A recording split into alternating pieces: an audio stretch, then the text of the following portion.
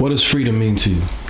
Freedom is universal liberty for me. Mental, emotional, spiritual, not just in the physical state, but all together on a universal level where, you know, you don't have no restrictions of being who you are. It's like, you know, being reborn again. It's a blessing, man. It's a blessing.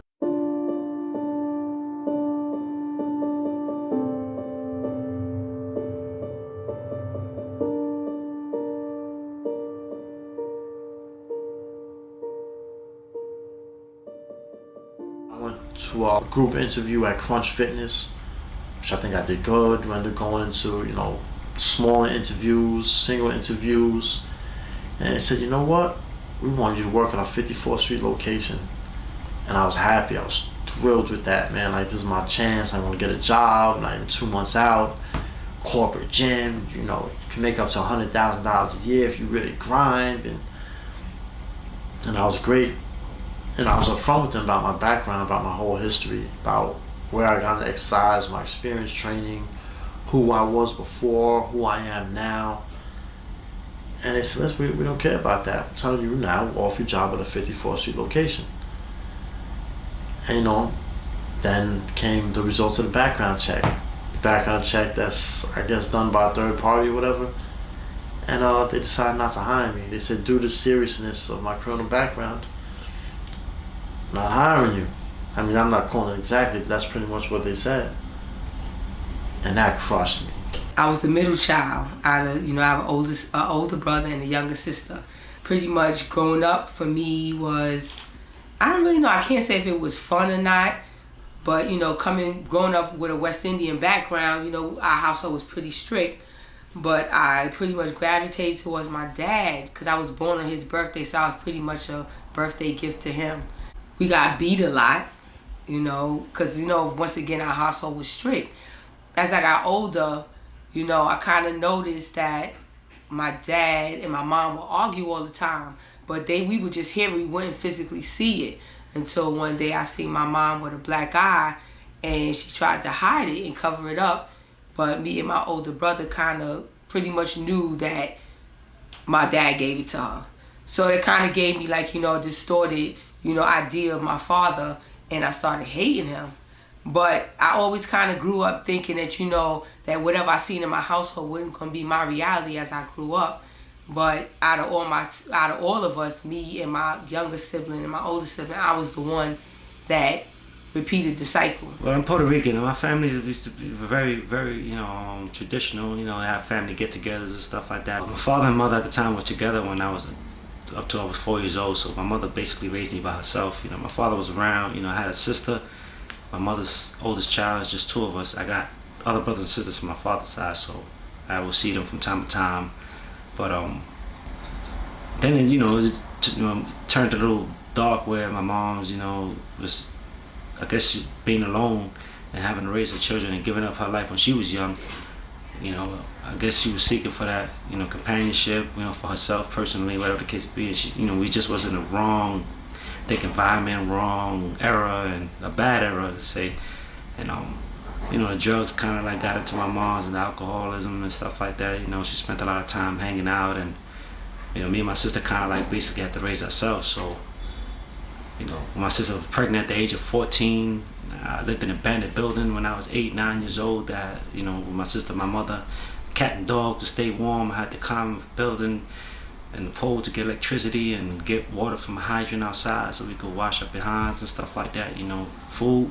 I mean, we was eating and stuff, but we eat what we could. You know, what was there to get what my mother could find to bring to us. You know, and it had a lot. Psychologically, it had a big effect on me growing up because I was more advanced as far as my intelligence than the average kid my age. You know, there was nothing but drugs and violence going on, so I kind of like grasped to that as far as my survival. I suffer anxiety. I have a lot of regret. I have a ton of remorse for the crimes I committed. I killed 2 young men. Right, you know, I'm alive today. I came through this. I've had an opportunity to turn my life around. Victor Diaz came from the same environment as me. He's never going to have that chance because of me. Right? I took his life. He'll never have the chance to be married like I did. He'll never have the chance to find a career the way I did. And that's hard for me to deal with. That's something I'm gonna have to deal with forever. Other young man, Eric Navarro, is 20 years old. The child grew up without him because of me. I mean, I don't know when a killing is necessary, but it couldn't be more unnecessary when I took that young man's life. These are all things that I deal with, man. I have a conscience. I'm not a sociopath. Me growing up, I started getting involved in relationships that basically were tainted. You know, just basically getting involved with guys that, and allowing them to do pretty much whatever to me, and thinking that was a form of them saying that, you know, they cared about me. Until I just eventually ended up getting caught up with, you know, the drug dealer type of guys, to where the flashiness is what made me feel like, you know, oh, I was important. Now everybody look at me because I'm with, you know, the hot guy. I'm with the guy that everybody's afraid of. And behind the scenes, I was getting my behind kicked, you know. So that was like a cycle for me. I ended up getting pregnant at the age of 21 and having to basically raise my son by myself because my son's father kept going in and out of prison. I was the person that, you know, held on to his gun and held on to his money and stuff like that. So at the day that I actually got caught up in my situation, I was supposed to be taking my boyfriend's gun to his mother's house. And me and the guy, my victim, me and the guy, we got into an argument. And in the same situation of me and him arguing, once it got physical, I pulled out the gun. Not really, you know, expecting the situation to escalate because he knew me and he didn't know me to be violent, but it's always true to the saying, you never pull out a gun if you don't plan to use it. So one thing led to another, and me and him started fighting, and I ended up shooting him in the process, not really realizing that he was dead at the moment because I ended up panicking and leaving. And I didn't get arrested right away. I actually got taken into custody the next day, but because I wasn't identified as the person that committed the crime, nor did I go and divulge that it was me, I was released. I got arrested 11 months later.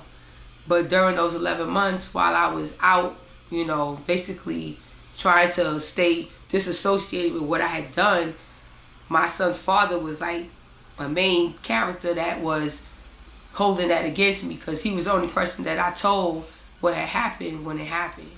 So he basically was like, all right, if you're not in the house when I tell you to be in the house, I'm gonna call the cops on you. So I basically spent those 11 months trying to commit suicide.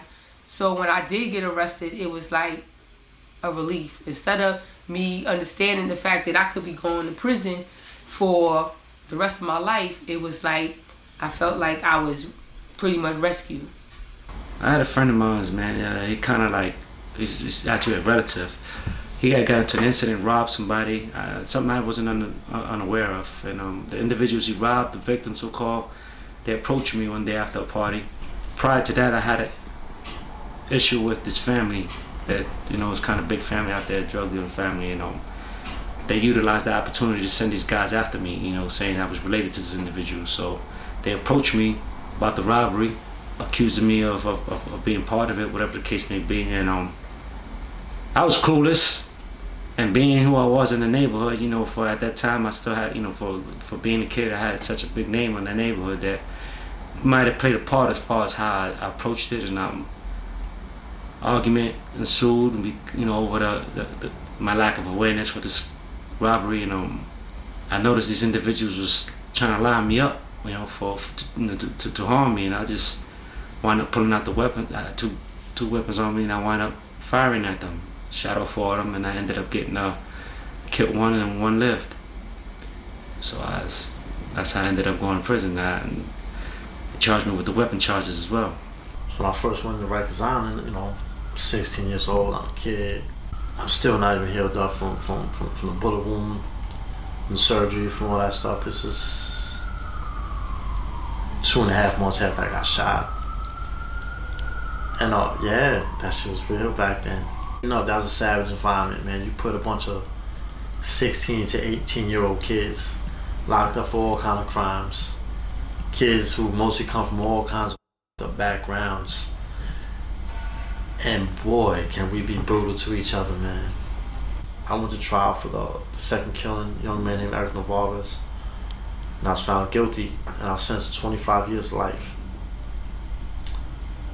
And then I pled guilty for shooting and killing Victor Diaz. And I pled out in exchange for a sentence of 6 to 18 years to run concurrently with 25 years. So basically I just got 25 years to life. And they shipped my ass upstate. Shipped me right upstate. I went to downstate correctional facility, went through, that whole process. Then I went off to Clinton. And when I went off to Clinton, I had an enemy there. Someone that used to be an enemy in the street, ran into him Rikers Island, got into it. Cut him a little bit with a razor. Not bad, but it's enough. Sure enough, went up there, they sent someone at me. The first day, that was my introduction to the state. Day one, I got ripped across my face. But once again, it's part of the program, it's how it was. This was my learning curve. This is my initiation. Like nothing else in my life, it didn't start easy. The relationship, just like any relationship in the beginning, everything was peaches and cream. And then it turned into, I guess he pretty much seen like my vulnerabilities and he used it to his advantage and was like, you know what? I could get her to do basically anything I want her to do. And me not having no self-worth in myself, I pretty much allowed him to mold me and make me into the person that he wanted me to be, whether it be to go and sell drugs, whether it be to go out of state, because I knew at the end of the day, for me, the biggest fear that I had was the fear of the repercussions I would face if I didn't do what he wanted me to do. And a lot of times I did. I did face that. I faced the black eyes. I faced, my tooth. Look at my tooth. My tooth is crooked. I used to go visit him on Rikers Island, and even in front of the officers, he pulled my hair out on a visit. I got cut on the visit. I mean, above all things, above all else, I didn't really fear the consequences of my actions. What I feared more was if I didn't do what I was supposed to do, that, I had to suffer repercussions on that end when it came to him. So, it really wasn't a choice.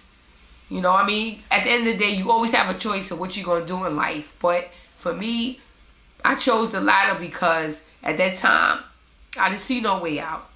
Growing up in a household where, seeing violence and associating violence with love, that was normal. So at the time, I felt like, all right, if I get my ass kicked, all right, at the end of the day, turn around and say, I'm sorry, I love you, then that's what it is. You can't separate and say that this is a toxic relationship at the time. So I've went to several different gyms, LA Fitness, New York Sports Club, which at the time they was doing background checks, so that knocked me off. And I didn't really bother me much because I guess I was expecting it to be like that, being the fact that I was made aware of it. I ended up becoming a trainer's manager at LA Fitness, which was a cool experience until the parole officer made it an issue about me leaving the 5 boroughs because it was in Long Island. Now that I had to give it up, I didn't want to look anymore. It just discouraged me very much, and I ended up going back to the streets.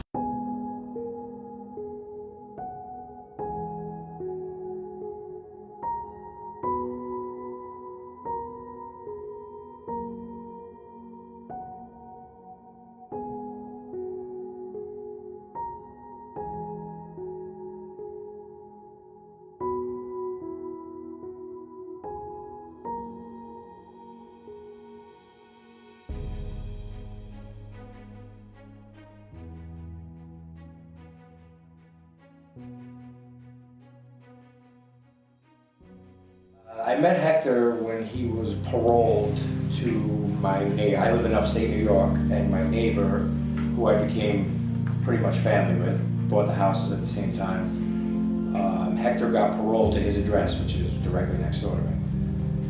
Needless to say, I wasn't too thrilled with having a parolee live next door to me.